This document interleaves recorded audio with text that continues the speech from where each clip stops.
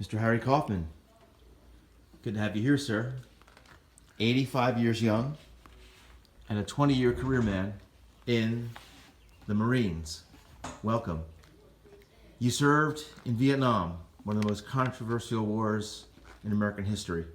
We'll get to that in a moment, but please tell us where you're from and at what age you actually enlisted in the service.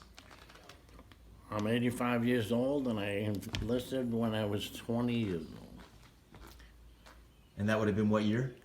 1952. 52. So this is years before the Vietnam War actually That was began. it not only was it years before, it was during the Korean War. Yes, yes. Now, did you have any other folks in your family that served in the military before you? Before me, no. Yes. No father, no uncles, no grandparents. How about brothers? I had a brother, yes. You did. And when did he serve? He served while I served. Okay. He was in the Army. All right. Harry, why did you enlist? Was this something you It was patriotic duty. patriotic duty, sense of patriotism? That was prevalent during your upbringing, during your era. Yes, it was, I didn't have brothers, but I had a lot of cousins. I had an extended family with a host of cousins that were in the Second World War. Where are you from originally, Harry? New York, Brooklyn, New York. Let's see. So you enlisted in 52 and served through the 50s into the 60s. In 1964, President Lyndon Johnson escalates the war, and it's a full-blown war by 65. You go over in what year? 1967, 67. And where were you assigned? Da Nang, with the 1st Marine Air Wing. All right. And your experience there, what was your first reaction, first of all, landing in Vietnam and experiencing The that? first thing that knocked me over was the smell. I have never experienced any place else with that smell. Now, I didn't go over with a group. I went over as an individual. I went over on a commercial airline. And so it wasn't like I landed and so forth, got off the airplane, and that that smell of Vietnam just knocked you over. Can you tell us about the challenges, the most challenging things you had to deal with while you were serving there? Just to survive every day. You know, we hear horrible stories about the Viet Cong and the underground tunnels and trails. Fortunately, I didn't serve in the bush. I was at the Da Nang Marine Corps Air Wing, I see. and Tell us about that. well, it was I was the operations manager for the 1st Marine Air Wing Data Processing Unit. Okay, we had some of the most sophisticated equipment there, but it was not like we understand our computers today. They were strictly electronic accounting machines.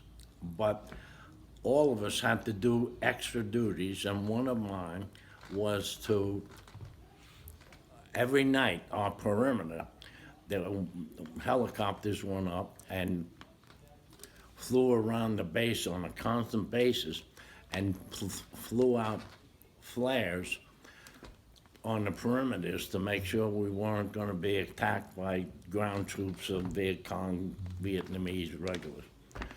And it was dangerous. You was shot at, and I was in a bunker with 5 other chiefs, and we were mortars come in maybe once every 2 or 3 nights. Tell and us what a mortar is. What's a mortar? Mortar is a type of a cannon. Mhm. And that was it. And the idea was to survive from day to day. And when nothing was going on, it just was boring as hell. Were you aware of the great controversy of the war back home? That wasn't for me to get excited about. What do you mean by that? What could I do about it? and to let it be eat on me because I'm there. Oh, why? What are they doing home and all that? Isn't that terrible? Et cetera, et cetera, et cetera. As far as I was concerned, there were a bunch of assholes, and that was the end of it. My contemporaries felt the same way. We didn't sit over there and wring our hands. Oh, isn't it terrible what's happening home? Just wasn't brought up, said, or Sure, a lot of people felt like we shouldn't have even been there. and a lot of people felt we should have been there. Yes, yes. What was your? Can you describe maybe your darkest moment while serving in Vietnam? You know, if you want to be realistic about it, every day is the day. darkest moment. Can you separate when you're sitting in a bunker and those rounds are coming in? Is that a dark modem?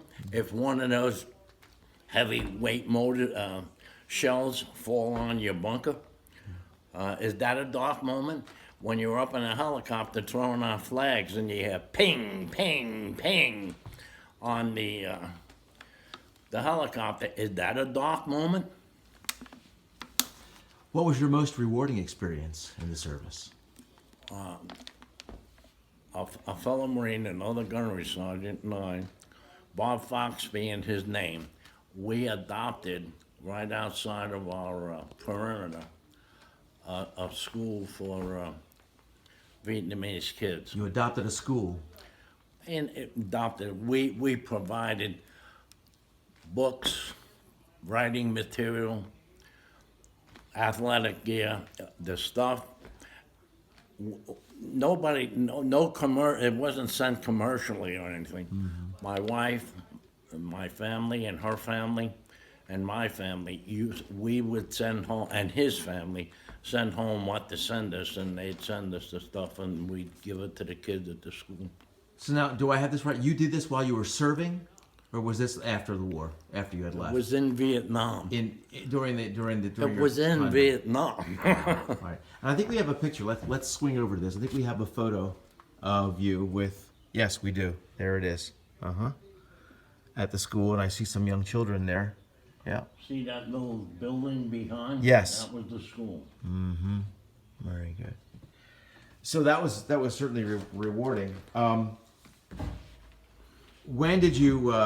When were you allowed to return home to Vietnam? When did your military service expire? Everybody in the Marine Corps was there for 13 months. 13 months.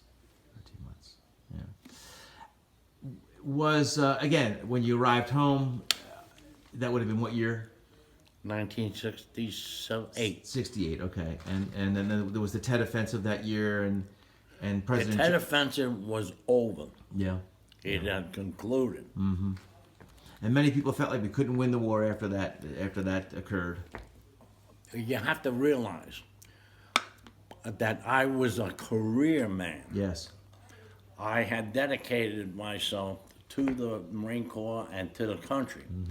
And we who were career men had an entirely different attitude towards everything. I see. Men that put 1, 2, I shouldn't say 1, but 2, 3, or 4 years were in and out, and it was just a little bleep on their life. It could have been dramatic, but they didn't spend 20 years. 20 years. 20 years. Yeah. If you had to do it again, Harry, would you? Yes. You would. Okay. When you came back to the States, you still served for more, Well, I another didn't retire until You didn't- 1972. 72. So that was a few years after your service in Vietnam. I was back home for a year and a half, and then was sent to Okinawa for 13 months. Ah, over in the Pacific. Did you lose any close personal friends in Vietnam? No. You didn't. Probably the most dramatic thing after I got home from Vietnam and I got stationed here on Broad and Washington Street in Philadelphia, okay? Yes. And I had to, one of the duties that I was assigned in was to escort a dead Marine to his family. Picked up the body at the Air Force Base in Jersey, and and then escorted it to the family and whatnot, and that was a traumatic type thing. They wanted to know that I know the kid, young man, Sure. I didn't, and so forth. What advice, Harry, would you offer any young person that was looking to possibly join one of the branches of the armed forces today? Join. I have no problem. I have a grandson in the Coast Guard, and he's been in now for 10 years. And he's decided to make it his career for the next coming 10 years. And he's happy with it and whatnot.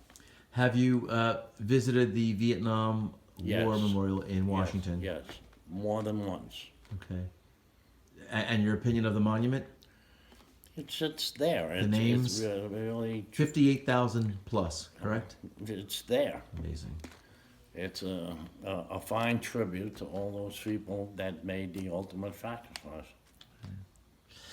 Harry, some of the students watching this might be categorized or termed as at-risk students. Their home lives may not be that spectacular, or they may be battling drug addiction or what have you. And a lot of these young people feel that maybe they don't have much of a future, because when they return back to their homes and neighborhoods, they go right back into the shark tank again. What advice would you give to young people who feel like they don't see light at the end of the tunnel? They see darkness, and they can't envision a decent future, maybe a decent career. What would you say to them after going through what you experienced? I don't know what I can say to them. People knock our youngsters today. I think we have some of the greatest. Do you realize that our whole military, Army, Air Force, Navy, Marine Corps, Coast Guard, is all volunteers? Yes. There's no draftees? Yes. And what do we hear every time when we hear out of Washington? Our best are in the military. So to me, I think that's outstanding, okay? And to knock the kids today, there's problems in some of our inner cities, there's no question about it, and unemployment is a big thing. But when you get in my community, I can only speak firsthand from my community, and go to the local colleges. Being in the American Legion and the Marine Corps League, we deal with these schools for different awards that we give out. And those kids are outstanding. I have no problem.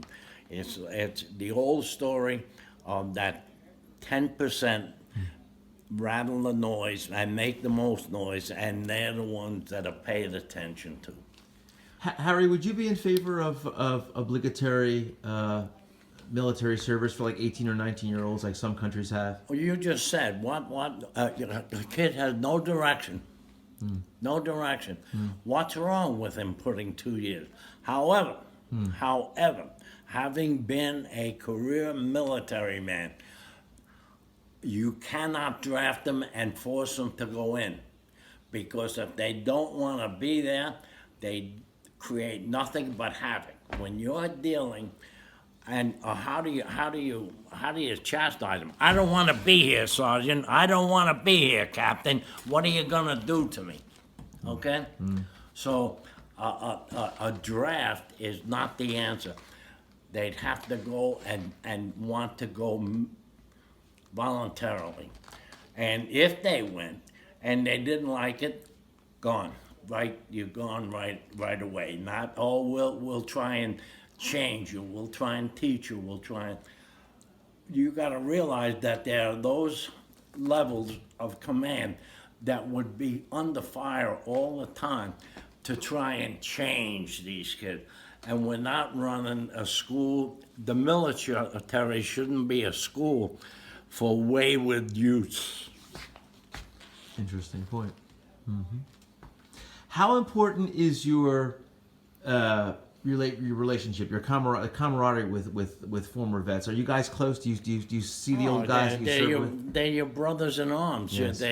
Each one of us experienced different levels of military service, and all of them are, there are combat veterans, non-combat, but those non-combat veterans, if there had been combat, they were willing and ready to go. They just happened to be fortunate that a few years, 2 or 3 years, that they may have been in the military, they were lucky. There was nothing that they had to go to war for or whatnot. And so, but they were willing and able to go if they had to go. And so, it's, you know, Harry Kaufman, thank you for your service and for sitting down with us. okay? Thank you, sir.